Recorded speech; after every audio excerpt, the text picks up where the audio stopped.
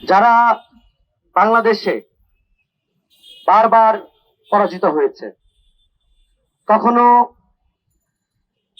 দেশের নাম করে পাকিস্তানের পক্ষে দালালি করে, কখনো ধর্মের দোহাই দিয়ে মানুষকে বিভ্রান্ত করে তারা এই বাংলাদেশে বারবার পরাজিত হয়েছে।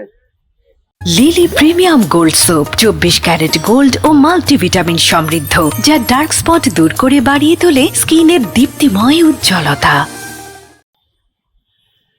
বাংলাদেশের মানুষ তারা ইসলাম ধর্মকে মনে প্রাণে ধারণ করে।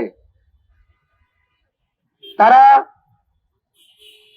মহানবী সাল্লাল্লাহু আলাইহি ওয়াসাল্লাম থেকে শুরু করে ইসলাম ধর্মে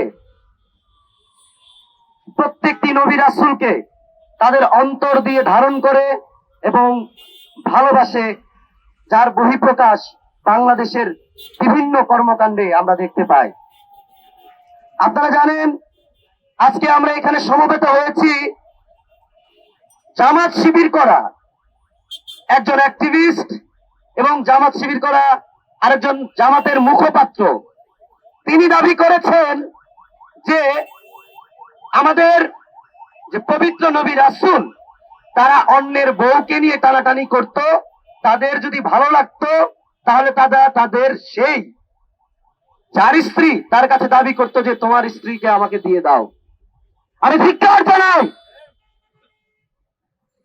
আমি জামাত শিবিরের এরকম বিকলাঙ্গ মানসিকগ্রস্ত যে নেতাকর্মী রয়েছে তাদেরকে স্পষ্ট ভাষায় জানিয়ে দিতে চাই, আপনারা এখনো সময় আছে আপনাদের এই বিকারগ্রস্ত মনকে আপনারা চিকিৎসা করান, নয়তো বাংলাদেশের জনগণ ধর্মের অবমাননা মেনে নেবে না।